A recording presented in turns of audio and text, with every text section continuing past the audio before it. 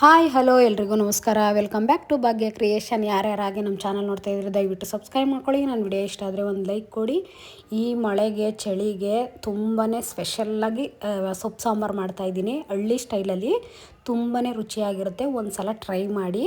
ಮೊದಲಿಗೆ ನಾನು ಇಲ್ಲಿ ಗ್ಯಾಸ್ ಹಚ್ಚಿ ಒಂದು ಪಾತ್ರೆಯಲ್ಲಿ ನೀರು ಇಟ್ಕೊತಾ ಇದ್ದೀನಿ. ಇಲ್ಲಿ ನಾನು ದಂಟಿನ ಸೊಪ್ಪು ತೊಗೊಂಡಿದ್ದೀನಿ.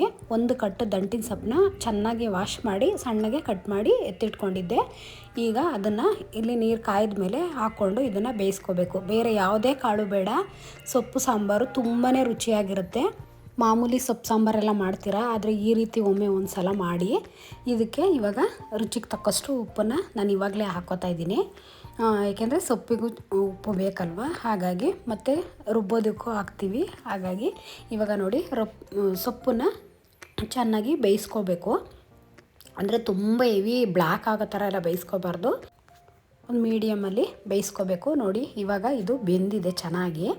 ಈಗ ಇದನ್ನು ನಾವು ನೀರು ಬೇರೆ ಮತ್ತು ಸೊಪ್ಪು ಬೇರೆ ಸಪ್ರೇಟ್ ಮಾಡ್ಕೋಬೇಕು. ಅದಕ್ಕೆ ಒಂದು ಜಾಲರಿ ತೊಗೊಂಡು ಅದನ್ನು ಸೋರ್ಗೊಟ್ಕೋಬೇಕು. ಕೆಳಗಡೆ ಒಂದು ಪಾತ್ರೆ ಇಟ್ಕೊಂಡು ಸೋರ್ಗೊಟ್ಕೊಂಡು ಇದನ್ನು ಸೊಪ್ಪನ್ನು ತಣ್ಣಗಾಗೋದಕ್ಕೆ ಎತ್ತಿಟ್ಕೊಳ್ಳೋಣ. ಇದು ಬೇಕು ಅಂದರೆ ನೀವು ಒಗ್ಗರಣೆ ಮಾಡ್ಕೋಬೋದು, ಬೇಡ ಅಂದರೆ ಹಾಗೇನೂ ತಿನ್ಬೋದು. ಬಟ್ ಈ ಥರ ಸೊಪ್ಪು ಸಾಂಬಾರಲ್ಲಿ ಸ್ವಲ್ಪ ಒಗ್ಗರಣೆ ಮಾಡಿಕೊಂಡು ನೀವು ಬಸ್ಸಾರು ಮಾಮೂಲಿ ತಿಂದಿರ್ತೀರ. ಬಟ್ ಈ ಥರ ಸೊಪ್ಪು ಸಾಂಬಾರು ನಿಮಗೆ ಎಷ್ಟು ಟೇಸ್ಟಿಯಾಗಿರುತ್ತೆ ಅಂತ ಒಂದು ಸಲ ಟ್ರೈ ಮಾಡಿ ನೋಡಿ, ನೀವೇ ಹೇಳ್ತೀರಾ. ಇವಾಗ ಸೊಪ್ಪನ್ನೆಲ್ಲ ಸೋರ್ಗಟ್ಬಿಟ್ಟು ನಾನಿಲ್ಲಿ ಗ್ಯಾಸ್ ಹಚ್ಚಿ ಒಂದು ಪ್ಯಾನ್ ಇಟ್ಕೊಂಡು ಇದಕ್ಕೆ ಸ್ವಲ್ಪ ಎಣ್ಣೆನ ಹಾಕ್ಕೊಂಡು ಈರುಳ್ಳಿ, ಬೆಳ್ಳುಳ್ಳಿ ಮತ್ತು ಇಲ್ಲಿ ಹಸಿರು ಮೆಣಸಿನ್ಕಾಯಿನ ನಾನಿಲ್ಲಿ ಎಣ್ಣೆಲೆ ಹುರ್ಕೋತಾ ಇದ್ದೀನಿ. ಖಾರಕ್ಕೆ ತಕ್ಕಂತೆ ನೀವು ಜಾಸ್ತಿ ಖಾರ ಬೇಕು ಅಂದರೆ ಹಾಕ್ಕೋಬೋದು, ಇಲ್ಲಾಂದರೆ ಹುರಿದಿಟ್ಕೊಂಡು ನೀವು ಬೇಕು ಅಂದರೆ ಖಾರ ಕಡಿಮೆ ಇದ್ದಾಗ ನೀವು ಹಾಕ್ಕೊಂಡು ರುಬ್ಕೋಬೋದು. ಮಾಮೂಲಿ ನಾವು ಬಸ್ಸಾರಿಗೆ ಯಾವ ರೀತಿ ರುಬ್ಕೋತೀವೋ ಸೇಮ್ ಅದೇ ಟೈಪಲ್ಲೇ ಬರುತ್ತೆ ಸ್ವಲ್ಪ. ಬಟ್ ಅದರಲ್ಲಿ ನಾವು ಖಾರದ ಪುಡಿ ಹಾಕ್ಕೊತೀವಿ. ಕೆಲವರು ಮೆಣಸಿನ್ಕಾಯಿನೂ ಹುರ್ಕೊತಾರೆ. ನಾನಿಲ್ಲಿ ಈ ರೀತಿ ಹುರ್ಕೋತಾ ಇದ್ದೀನಿ. ಸ್ವಲ್ಪ ಜೀರಿಗೆ ಮತ್ತು ಕೊತ್ತಂಬರಿ ಸೊಪ್ಪು ಇಷ್ಟನ್ನು ಹುರಿದು ತಣ್ಣಗಾಗೋದಕ್ಕೆ ಎತ್ತಿಟ್ಕೊಂಡಿದ್ದೆ. ಇವಾಗ ತಣ್ಣಗಾಗಿದೆ. ಒಂದು ಜಾರ್ ತೊಗೊಂಡು ಒಂದು ಸೌಟಷ್ಟು ಸೊಪ್ಪನ್ನ ಹಾಕ್ಕೊಳ್ಳೋಣ. ಇಲ್ಲಿ ಯಾವುದೇ ರೀತಿ ಕಾಳು ಹಾಕಿಲ್ಲ, ಸೊಪ್ಪು ಸಾಂಬಾರಲ್ವ, ಅದಕ್ಕೆ ಇದು ಸೊಪ್ಪನ್ನು ಹಾಕಿ ರುಬ್ಬಿ ಮಾಡೋದು. ಇದಕ್ಕೆ ಒಂದು ಸ್ವಲ್ಪ ನಿಂಬೆಹಣ್ಣು, ನೀವು ಎಷ್ಟು ಕ್ವಾಂಟಿಟಿಲಿ ಮಾಡ್ತಾಯಿದ್ದೀರಾ ಅದರಲ್ಲಿ ನೋಡಿಕೊಂಡು, ಮತ್ತು ಇಲ್ಲಿ ಹುರಿದು ಎತ್ತಿಟ್ಕೊಂಡಿದ್ನಲ್ಲ ಆ ಈರುಳ್ಳಿ, ಮೆಣಸಿನ್ಕಾಯಿ, ಬೆಳ್ಳುಳ್ಳಿ ಅದನ್ನು ಇಲ್ಲಿ ಹಾಕ್ಕೋಬೇಕು. ಇದಕ್ಕೆ ತೆಂಗಿನಕಾಯಿನ ಒಂದೇ ಸ್ಪೂನ್ ನೀವು ರುಬ್ಬಬೇಕಾಗಿರೋದು. ಬಸ್ಸಾರಿಗೆಲ್ಲ ನಾವು ರುಬ್ತೀವಲ್ವ, ಆ ರೀತಿ ನಾವು ಇದಕ್ಕೆ ಜಾಸ್ತಿ ಕಾಯಿ ಹಾಕೋಂಗಿಲ್ಲ. ಒಂದೇ ಒಂದು ಸ್ಪೂನಷ್ಟು ತೆಂಗಿನಕಾಯಿನ ಹಾಕ್ಕೊಂಡು ಇದಕ್ಕೆ ಸೊಪ್ಪು ಬೇಯಿಸ್ಕೊಂಡಿರೋ ಅಂಥ ರಸನೇ ಹಾಕ್ಕೊಂಡು ಈ ರೀತಿ ನುಣ್ಣಗೆ ಪೇಸ್ಟ್ ಮಾಡ್ಕೋಬೇಕು. ಅದನ್ನು ಇಲ್ಲಿ ಒಂದು ಪಾತ್ರೆಗೆ ಹಾಕ್ಕೊಳ್ಳೋಣ. ಇವಾಗ ನೋಡಿ ಎಲ್ಲದು ಪಾತ್ರೆಗೆ ಹಾಕ್ಕೋಬೇಕು. ಬಟ್ಟು ಜಾರಲ್ಲಿರೋದಕ್ಕೆ ನಾವು ಬೇಯಿಸಿರೋ ಅಂಥ ಸೊಪ್ಪಿನ ರಸನೇ ಹಾಕ್ಕೊಂಡು ನಿಮಗೆ ಎಷ್ಟು ತಿಕ್ನೆಸ್ ಬೇಕು, ಬಟ್ ನಾವು ಖಾರ ಎಷ್ಟು ಹಾಕಿರ್ತೀವಿ ಅಷ್ಟಕ್ಕೆ ನೋಡಿಕೊಂಡು ಎಲ್ಲದನ್ನು ಮಿಕ್ಸ್ ಮಾಡ್ಕೋಬೇಕು. ಇದನ್ನು ಮಿಕ್ಸ್ ಮಾಡಿಕೊಂಡ್ರೆ ಸಾಂಬಾರು ರೆಡಿನೇ. ಬಟ್ ನಿಮಗೆ ಇಲ್ಲ ಕಾಯಿಸ್ಬೇಕು ಅಂತ ಅಂದ್ಕೊಂಡ್ರೆ ನೀವು ಆಲ್ಮೋಸ್ಟು ಒಂದು ಕುದಿಸ್ಕೋಬೋದು, ಏನು ತೊಂದರೆ ಇಲ್ಲ. ಬಟ್ ಏಕೆಂದರೆ ಬಿಸಿ ಸೊಪ್ಪು ಬೇಯಿಸಿರೋ ರಸನ ಹಾಕ್ಕೊಂಡ್ರೆ ನಿಮ್ಗೆ ಆಟೋಮೆಟಿಕ್ಕು ನಾವು ಸಾಂಬಾರು ರೆಡಿ ಆಗಿಬಿಡುತ್ತೆ. ಯಾಕೆಂದರೆ ನಾವೆಲ್ಲ ಹುರಿದ್ಬಿಟ್ಟೆ ತಾನೇ ಎಲ್ಲ ರುಬ್ಬಿ ಮಾಡಿರೋದು. ಹಾಗಾಗಿ ತುಂಬಾ ಟೇಸ್ಟಿಯಾಗಿರುತ್ತೆ. ನೋಡೋದಕ್ಕೂ ನೋಡಿ ಗ್ರೀನ್ ಕಲರ್ ಎಷ್ಟು ಚೆನ್ನಾಗಿರುತ್ತೆ. ನಿಮಗೆ ಈ ಮಳೆಗೆ ಚಳಿಗೆ ಅಂತೂ ಈ ಥರ ಸಾಂಬಾರು ನಿಜ ನೀವು ಒಂದು ಸಲ ಟ್ರೈ ಮಾಡಲೇಬೇಕು. ಅಷ್ಟು ತುಂಬ ಚೆನ್ನಾಗಿರುತ್ತೆ, ಅಷ್ಟು ರುಚಿಯಾಗಿರುತ್ತೆ. ನಿಜ ನೀವು ಒಂದು ಸಲ ಮಾಡಿದ್ರೆ ಮತ್ತೆ ಮತ್ತೆ ಮಾಡ್ಕೊಂಡು ತಿಂತೀರಾ. ಇವಾಗ ಸಾಂಬಾರಂತೂ ರೆಡಿ ಆಯಿತು. ಇದಕ್ಕೆ ಇವಾಗ ನಾನು ಸೊಪ್ಪನ್ನು ಬೇಯಿಸಿ ಎತ್ತಿಟ್ಕೊಂಡಿದ್ನಲ್ವ, ಅದಕ್ಕೆ ಒಗ್ಗರಣೆ ಮಾಡ್ಕೊಳ್ಬಿಡೋಣ. ತುಂಬಾ ಚೆನ್ನಾಗಿರುತ್ತೆ. ಮಧ್ಯಾಹ್ನ ಆಗಲಿ ರಾತ್ರಿ ಆಗಲಿ ಒನ್ ಟೈಮ್ಗೆ ಆಗಲಿ ಈ ಥರ ಸಾಂಬಾರು ಮಾಡ್ಕೊಳ್ಳಿ, ತುಂಬ ಚೆನ್ನಾಗಿರುತ್ತೆ. ಇವಾಗ ಒಂದು ಪ್ಯಾನ್ ಇಟ್ಟು ಸ್ವಲ್ಪ ಎಣ್ಣೆ, ಸಾಸಿವೆ, ಕರಿಬೇವು ಮತ್ತು ಇಲ್ಲಿ ಹಸಿರು ಮೆಣಸಿನ್ಕಾಯಿ ಅಥವಾ ಬ್ಯಾಡಗೆ ಮೆಣಸಿನ್ಕಾಯಿ ಬೇಕಾದರೂ ನೀವು ಹಾಕ್ಕೋಬೋದು. ಆಮೇಲೆ ಒಂದು ಈರುಳ್ಳಿನ ಸಣ್ಣಗೆ ಕಟ್ ಮಾಡಿ ಹಾಕ್ಕೊಂಡಿದ್ದೀನಿ.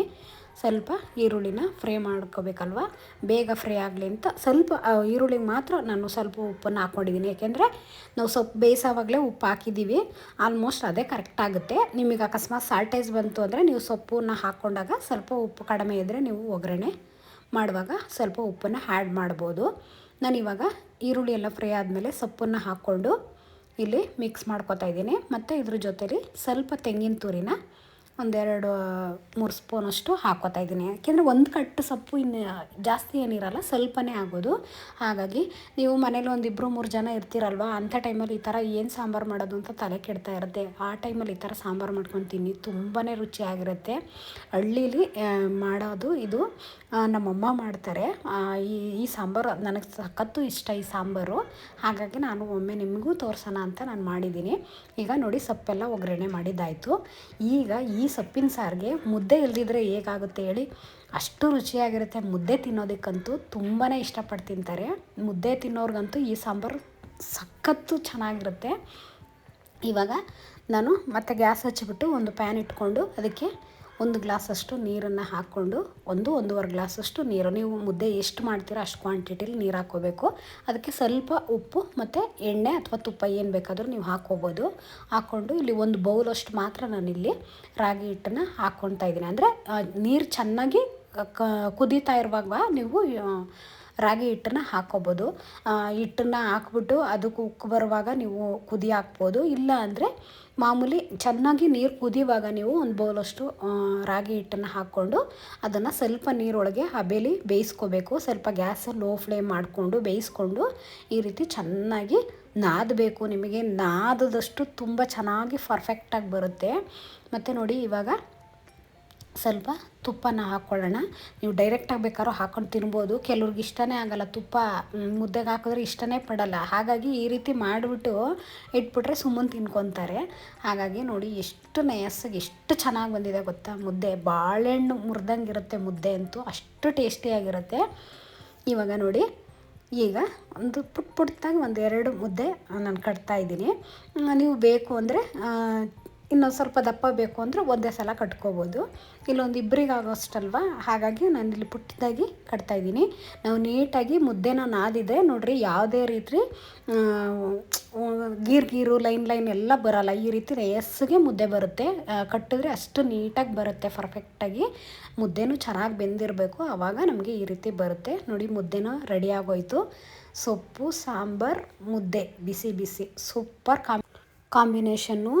ನೀವು ಒಂದು ಸಲ ಟ್ರೈ ಮಾಡಿ, ನೀವೆಲ್ಲೂ ತಿಂದಿರೋಕ್ಕೆಲ್ಲ ಅಷ್ಟು ರುಚಿಯಾಗಿರುತ್ತೆ ಸಾಂಬಾರು ಮಾತ್ರ. ಹೀಗೆ ನಮ್ಮ ಚಾನಲ್ನ ಸಪೋರ್ಟ್ ಮಾಡಿ, ಸಬ್ಸ್ಕ್ರೈಬ್ ಮಾಡ್ಕೊಳ್ಳಿ, ಶೇರ್ ಮಾಡಿ, ಕಮೆಂಟ್ ಮಾಡಿ. Thank you for watching.